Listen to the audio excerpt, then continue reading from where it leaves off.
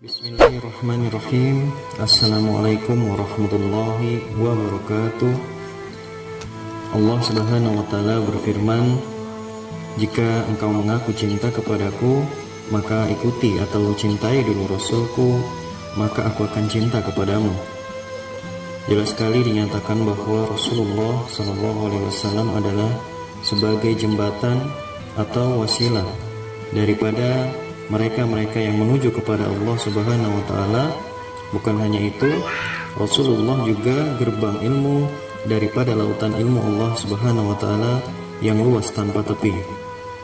Sehingga bagi mereka yang menginginkan perjumpaan dengan Allah, sudah barang tentu haruslah mengenal akan Rasulullah SAW, bukan hanya sekadar mengikuti daripada kejahiran atau kelakuan Rasul, tapi yang lebih penting adalah apa?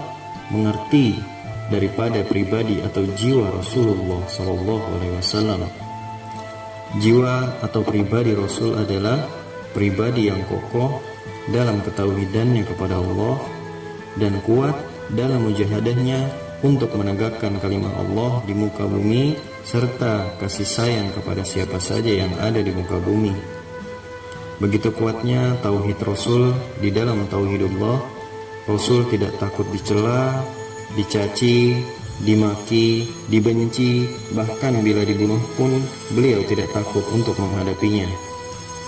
Beliau adalah suri tauladan bagi sahabat, keluarga, bahkan musuh sekalipun di belakang Nabi. Sebenarnya mereka sayang akan beliau dan juga membenarkan akan beliau, tetapi karena keegoan, kesombongan yang menyebabkan mereka selalu memusuhi. Lalu bagaimana dengan mereka-mereka yang mengaku cinta kepada Allah dan Rasulnya? Jangankan mengenal pribadi Rasul, sifat daripada Rasulullah saja hampir-hampir tidak melekat pada dirinya. Rasulullah mengajarkan untuk selalu bersatu padu dan janganlah bercerai-berai.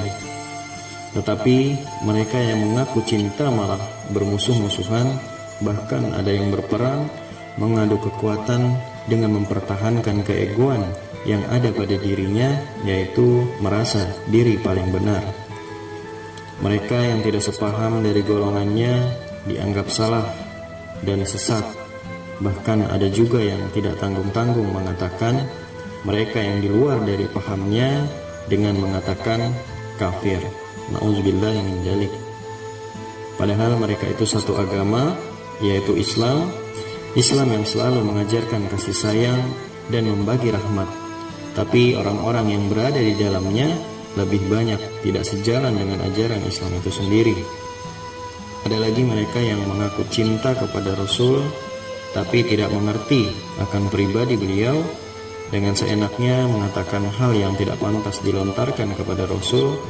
Seperti halnya mereka dengan segampangnya mengatakan bahwa Rasulullah itu bisa berbuat dosa atau salah.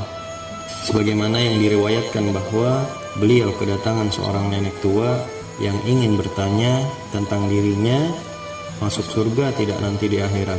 Lalu Rasulullah SAW menjawab bahwa nenek-nenek tidak ada yang masuk ke dalam surga.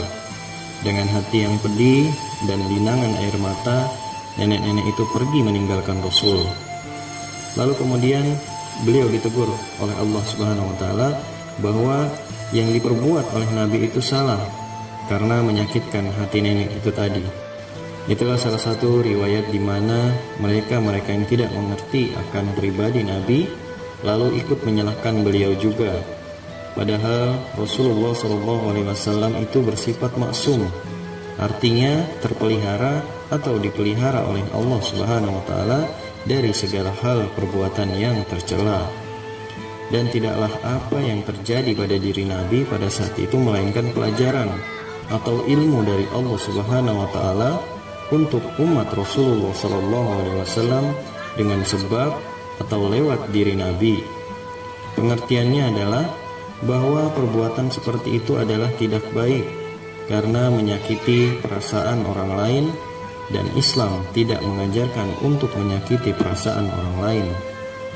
Jika mereka segampang itu mengatakan bahwa Rasul itu juga bisa berbuat salah, maka sama halnya ia tidak mengetahui pribadi Nabi yang sesungguhnya, dan termasuklah ia orang-orang yang melecehkan nabinya sendiri.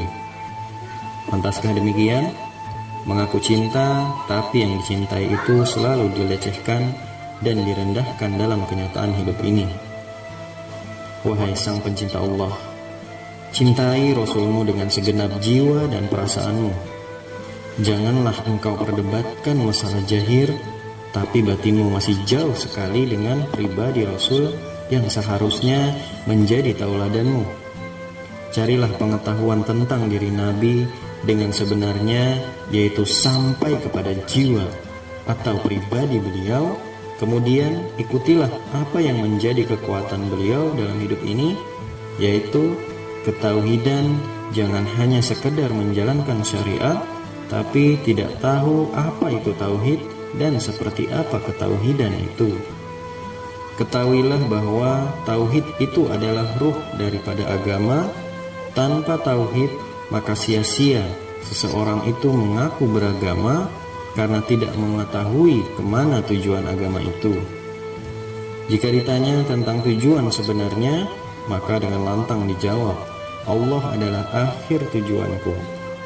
Begitu ditanyakan lagi, Allah itu nama kebesaran Tuhan, jawabnya benar, bahwa Allah itu nama kebesaran bagi Tuhan berdasarkan kalimat Allahu Akbar. Begitu disampaikan kepadanya bahwa mereka masih bergantung kepada nama, belum lagi sampai kepada yang punya nama, maka sama halnya mereka bekerja di suatu perusahaan tapi tidak mengetahui atau tidak mengenal kepada pimpinan perusahaan itu. Sungguh sangat disayangkan sekali bagi mereka yang jahirnya mengabdi kepada Allah, tapi dari segi batinnya tidak tahu atau tidak kenal dengan Allah Subhanahu wa taala. Yang diketahui hanyalah sebatas nama saja dan tulisan saja. Untuk sampai kepada Allah, terlebih dulu harus kenal dengan Allah.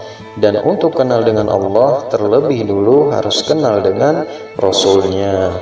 Bukan hanya mengikuti dari segi zahir atau kelakuan Nabi, tapi terlebih utama mengenal dengan jiwa atau pribadi Nabi yang berangsur-angsur akan tumbuh rasa cintanya kepada Rasulullah SAW.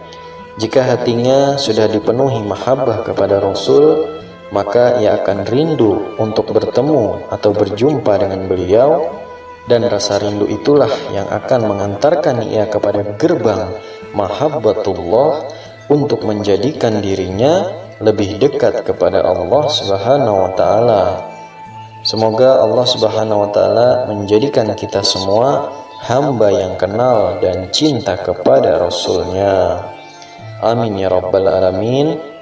Wallahu a'lam bissawab. Wassalamualaikum warahmatullahi wabarakatuh.